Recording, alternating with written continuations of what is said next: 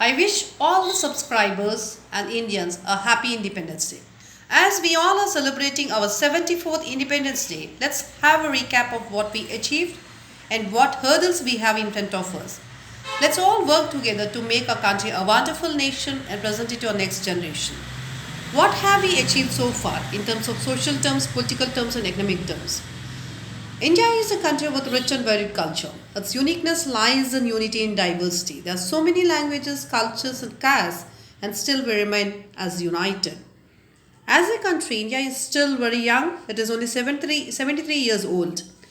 Before 1947, it was a geographical area with several kingdoms. Each kingdom had its own culture, own languages, and own method of living.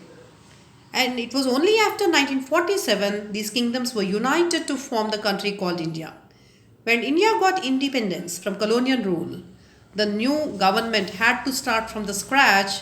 It had to look into various sectors which was to the which where the growth rate was nil or very less. Independent India had a population of 35.9 crores. It was estimated that around three-fourths of the population was poor then.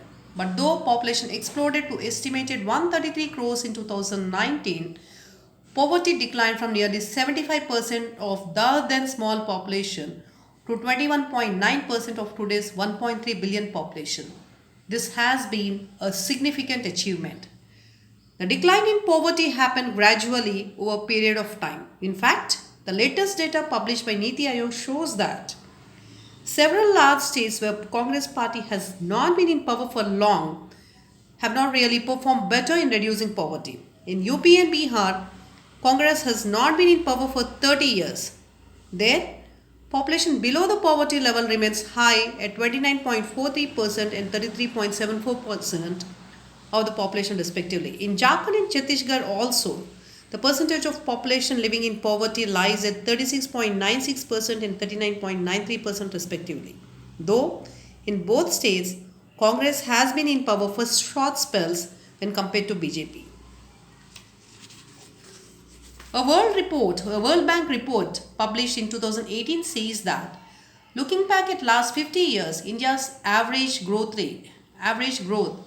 has accelerated slowly but steadily across various sectors, agriculture, industry, and services, and have become more stable.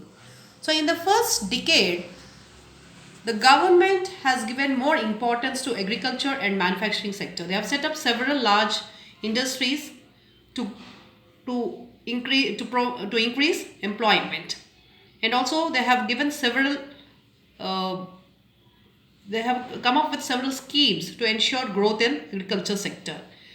That was the first method of doing it, and then they have improved the services sector. Then came IT. So the gradual growth resulted in a stronger economy. In the last 6 decades, there has been 6 episodes when growth exceeded 8%, touching this high about once in each decade.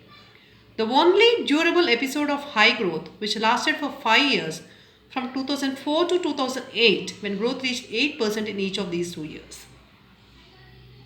In fact, since 1950-51, India's GDP has grown by 1,07,904% till 2013-14, from rupees 10,400 crores to rupees 11,233,522 crores.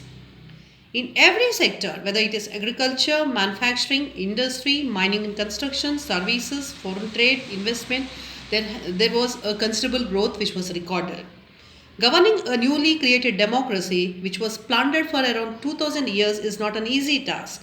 The founding fathers of India created a strong foundation, and the ones came after them added to the process. So now we stand where India has progressed a lot, and now as the citizens of India, it's our responsibility to take it further, fighting with all the stigmas which are existent now. I once again wish all the Indians a happy Independence Day. Thank you. Thanks a lot.